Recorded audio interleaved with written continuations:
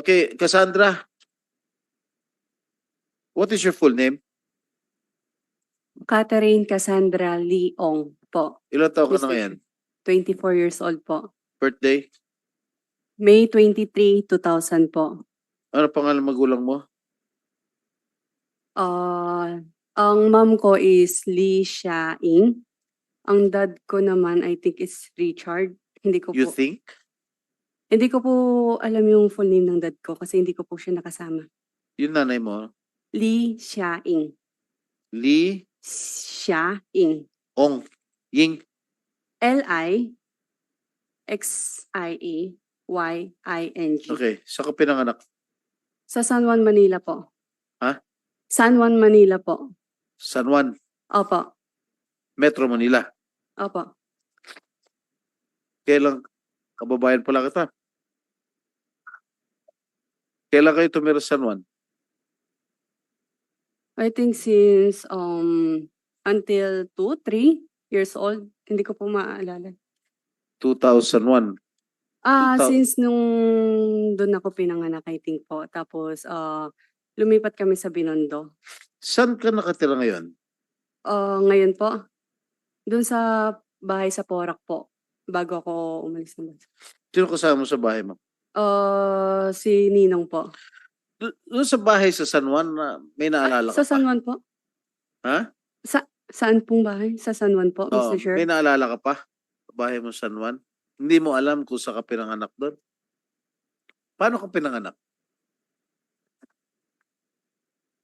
Hindi mo Hindi alam ko kung po paano alam. ka pinanganak? Ibig sabihin sa ospital ba, sa home birth ba, sa Comadrona?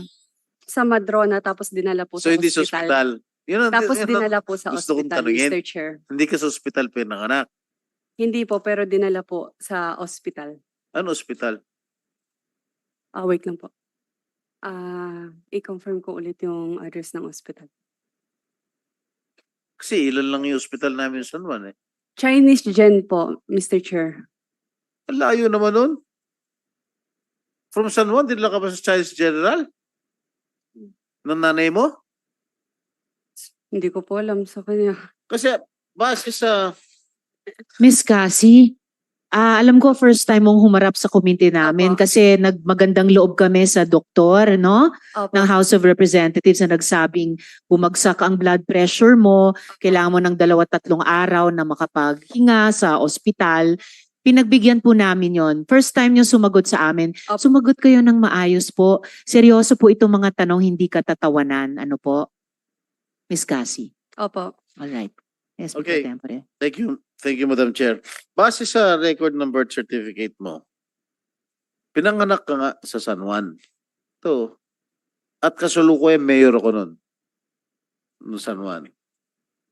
Alright? Pinanganak ka through hilot by a certain Rosario Mendez. Alright? Nakalagay dito sa ano, dito sa certificate of live birth mo. At ang address na nakalagay ay 347 P. Mendoza Street, San Juan.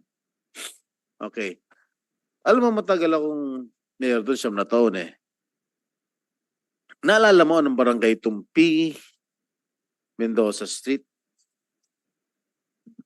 Hindi po, Mr. Chair. Okay.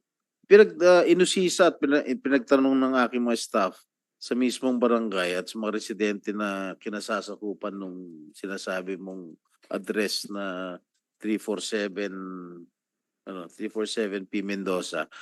Yun ay nasa barangay Ermitanyo. Kung may ganong address na nag-exist noon pa man. Ngayon, wala na raw ganyan number, house number, maski noon pa.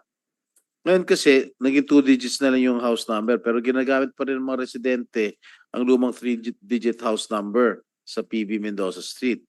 At wala rin nakakakilala na sinasabing manghihilot na nagngangalang Rosario Mendez. Alright? And also, I'd like to point out, Madam Chair, that the place of birth indicated in the certificate of live birth of is 345 P. Mendoza Street. Wala pong ganyan address o house number sa San Juan. Maniwala ka sa akin. Kabisado ko lahat ng kalsada ron. Madam Chair, it seems that the entries in the birth certificate of Cassie Ong are is quite questionable, no? Walang manghihilot, walang Rosario Mendez, at wala rin yung address San Juan na nakalagay sa kanyang birth certificate. At isa pa, nung mayor ako ng San Juan, libre panganganak doon. Hindi kami gumagamit ng manghihilot. Libre panganganak doon sa mga health center. Nung mayor ako. At libre libing doon pag namamatay ang mga tao ron.